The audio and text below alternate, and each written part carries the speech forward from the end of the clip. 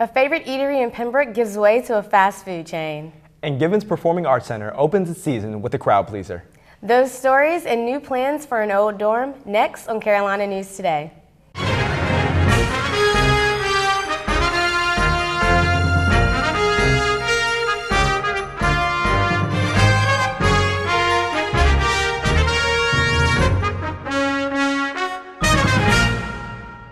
Environmental officials may need to take well water samples in Robeson County looking for traces of the chemical Gen X. Gen X is an unregulated compound used to make Teflon.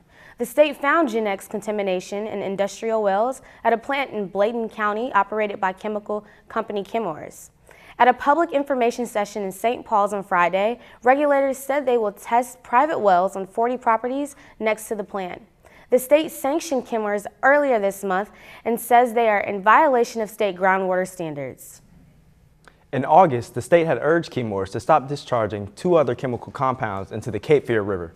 The compounds were identified in the company's waste stream by the EPA. The North Carolina Department of Environmental Quality is demanding a complete inventory of all other chemicals in its waste stream. The Cape Fear River is a water source for more than 200,000 people downstream from the Bladen County plant. UNCP intends to purchase land adjacent to West Hall, which will undergo a $10 million renovation starting next year. The Robeson County School Board approved the sale of about 1 acre behind the CIS Academy and Shining Stars Preschool. It's currently a parking lot. The parcel would be used to establish a former main entrance to West Hall. West is a former residence hall that is no longer used except for storage on the first floor. The university has kicked around several ideas for what to do with the building, which has been vacant for a decade.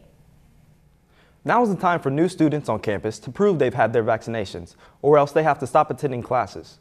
North Carolina law provides for a 30-day grace period from the first day of the semester. One immunization that is encouraged for college students, but not yet required by the state, is a meningitis vaccine. But the experts at Student Health Services say it's highly recommended. Because meningitis is something that's contagious and you can actually get it from someone else. Military always gives it to all their soldiers because they're living in barracks and they're living in close quarters. Same thing with colleges. You know, you've got roommates and sometimes you may have more than one roommate. So it is highly recommended, especially for our students who's living on campus. Nurse Bullard says all insurance covers the meningitis vaccine. It's a potential fatal infection, and strain B in particular has occurred in dormitory living in recent years. The Givens Performing Arts Center opened its new season with standing ovation for Romeo and Juliet. The organizers were thrilled about the turnout, about 1,100 people in a theater that seats 1,600. The show used contemporary settings and costumes of Shakespeare's original verse. It was a big production that involved students, faculty, and professional actors from Hollywood. It was the first time we've ever done anything of that kind. It was meeting the university's mission of innovation and collaboration, so we collaborated with University Theater to do the production. We also had help from the music department. They supplied the band, who were actually in the show, and the art department. One of the students in the intermediate digital design class created the poster art for it. So there was a lot of collaboration between students, faculty, staff, the professional actors, and GPAC to make this thing happen. A new fast food restaurant is making its way to Pembroke. Local Italian eatery Michael's closed Saturday after the landlord sold the property. The owners thanked their loyal customers for years of patronage. Pembroke town officials say Cookout will be opening in this spot, but the date has not been determined. A lumber company in Scotland County will expand with a $30 million investment into a new sawmill, creating 46 new jobs over the next 3 years. Edwards Wood Products makes wood pallets and high-grade lumber. They're also planning a second phase that will mean an additional $20 million investment and another 44 jobs. It's a 5-year plan that will benefit from state and local grants to help in construction. Edwards Wood Products has 2 other sites in North Carolina, and they've been in Laurinburg since 1990. Mother Nature delivers another punch to Puerto Rico. As CNN tells us, the island is devastated. CNN reports. Puerto Rico ravaged. After taking its first direct hit from a Category 4 hurricane in nearly a century, the governor imposing a curfew each night for Puerto Rico's 3.4 million residents, the entire island in the dark after the power grid was completely knocked out. We're looking at 4 to 6 months without electricity. Roofs ripped off buildings, homes reduced to rubble, streets swallowed by floodwaters, littered with debris, gas stations underwater. The island's already fragile infrastructure decimated. The governor asking President Trump to declare the island a disaster zone. This is the most devastating storm either in a century or quite frankly in modern history. Hurricane Maria unleashing punishing winds up to 155 miles per hour. Pelting torrential rain sideways and breaking trees in half as residents rode out the storm, some in shelters, others in stairwells. I've never seen anything like this. The ferocity powering through, it's pulling away the awnings, pulling out the trees too. This is the road of destruction we encountered on our drive from the east coast of the island in Palma del Mar, where Maria made landfall. A gas leak forcing us to evacuate our hotel.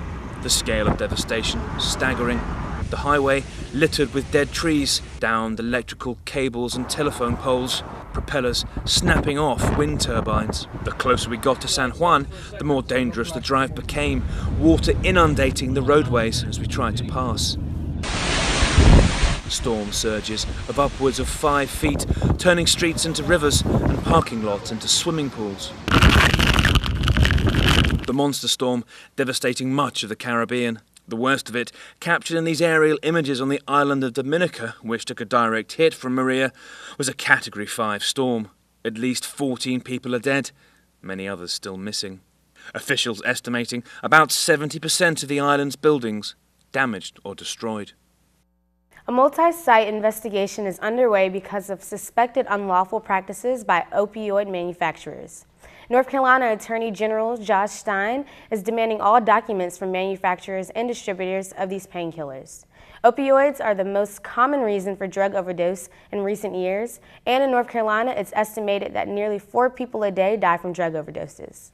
Hurricane Irma was relatively mild, but did impact some areas of our state. More than 170 Department of Transportation employees from 17 counties participated in response efforts. The governor visited some of the areas. Here's the news from NCDOT.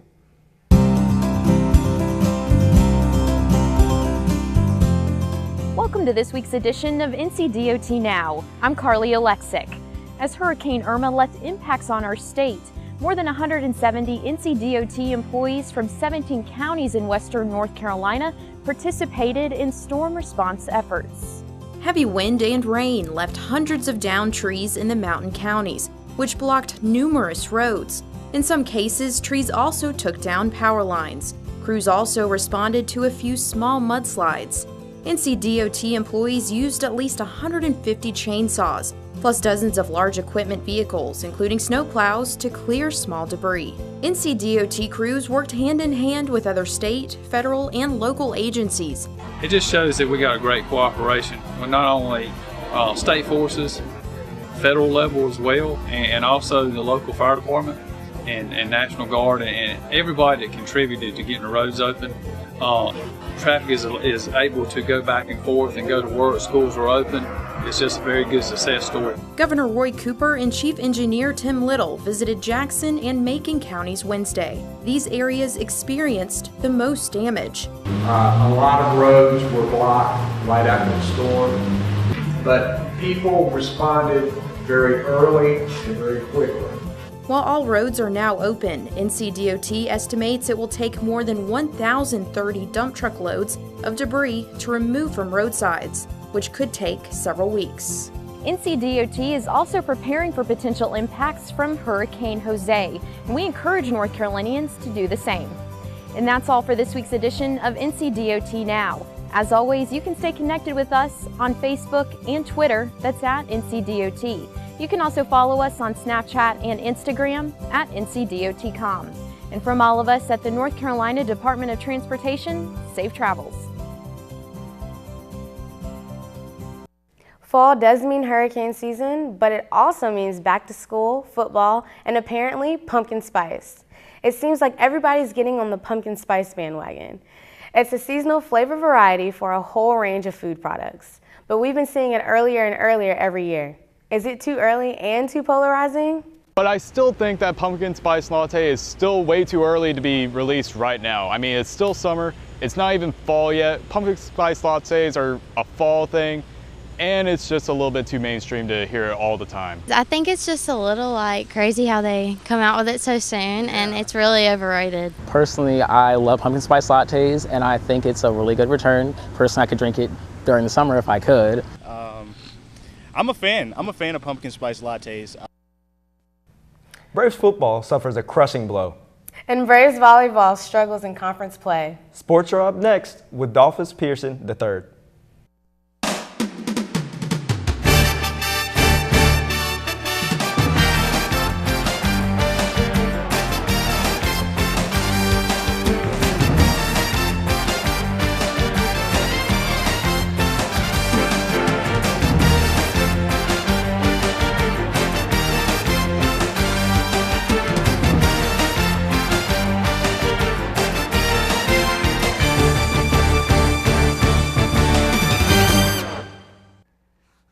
UNCP Braves football took the field against the Catawba Indians this past week. The highly anticipated game brought out a packed Grace P. Johnson Stadium in hopes of seeing the Braves capture their first victory at home this season. Red shirt sophomore Miles Grant is pummeled by Catawba's Michael Peppers to force a 3-and-out for the Braves. The Braves struggled offensively as they were unable to put together a drive over 35 yards. Freshman quarterback Dominic Sampson would finish the contest with 92 passing yards and 3 interceptions. Josh Sheridan led the Braves on the ground with 48 rushing yards and the only touchdown on the day. Former UNCP quarterback Patrick O'Brien posted an impressive stat line of 188 yards and 4 touchdowns, and the Indians went on to overpower the Braves 41-9. UNCP head coach Shane Richardson said that it's still early in the collegiate career of Dominic Sampson, and these games are necessary for his overall development. Yeah, I mean, when you got a freshman at quarterback, you look at our O-line, and you know, we're banged up a little bit, and we're young. You know, I mean, things aren't going to go how you envision them all the time, and so you got to just continue to work with them and stay positive and make sure everybody continues to regroup and tries to stay together on it. We had a showdown in Roland last week as the South Robinson Mustangs took on the St. Paul Bulldogs. Early woes plagued South Robinson as they could not find much offensive production in the first half. St. Paul's were firing on all cylinders offensively. Quarterback Noah Wheeler burns Mustang defenders on a 38-yard scramble to set up a 2-yard touchdown to give St. Paul's an early 14-0 lead in the first half. South Robinson continued their struggles with protecting the ball and turned it over to the Bulldogs for a third time in the first half. Bulldogs running back Caleb Emmons shredded the Mustang defense all game as he would post 3 touchdowns on the day. South Rob's defense answered late in the fourth quarter with an interception by Tyleek Baker, but it wouldn't be enough as South Robinson falls to St. Paul's 42-26. The men's cross-country team jumped forward in the rankings to 4th in the latest Southeastern Regional rankings by the United States Track and Field and Cross Country Coaches Association. The women's team is still in the top 10, but fell 1 spot to 9th place. The top 2 spots are held by Mount Olive and Queens on the women's and men's side. The Bears will be back in action this weekend in Nashville, Tennessee at the D2 Showcase. The UNCP women's soccer team had a 15-7 advantage in shots over Belmont Abbey. However, the Crusaders had the 2 goals in the last few minutes of the first half to hold off the Braves for a 2-1 win. Even though the Braves lost, they did have a few positives during the game. Freshman Alexis Pittman scored in the 86th minute for the Braves, and Christina Stevenson shot in the 90th minute, but the attempt just missed the goal. The Braves begin Peach Belt Conference play against Clayton State this week. The UNCP volleyball team had a 3-day road trip this past week, but fell short in all 3 of their games. The teams played Lander, Augusta, and USC Aiken. All 3 teams are important Peach Belt Conference opponents. Against USC Aiken, the score was 0-3, but Akia Jones recorded 7 kills for the Braves. In the Lander game, the score was 0-3, but Bailey Jones racked up her second double-double of the season. Lastly, in the Augusta game, the team had a 4-set season high in kills and blocks. That included a season high 9 kills for April Tankersley, but the team suffered a 4th setback to Augusta. We haven't heard from the golf team since April, but the women's travel to Hilton Head this weekend to begin their fall season. The Braves are hosting the event and will be bringing 8 out of the 11 on the squad. That's all I have for sports. Back to the studio. Thanks, Dolphus. We'll look forward to hearing how they do on the links next week. That's right. Be sure to tune in for another episode of Carolina News Today. Thanks for watching.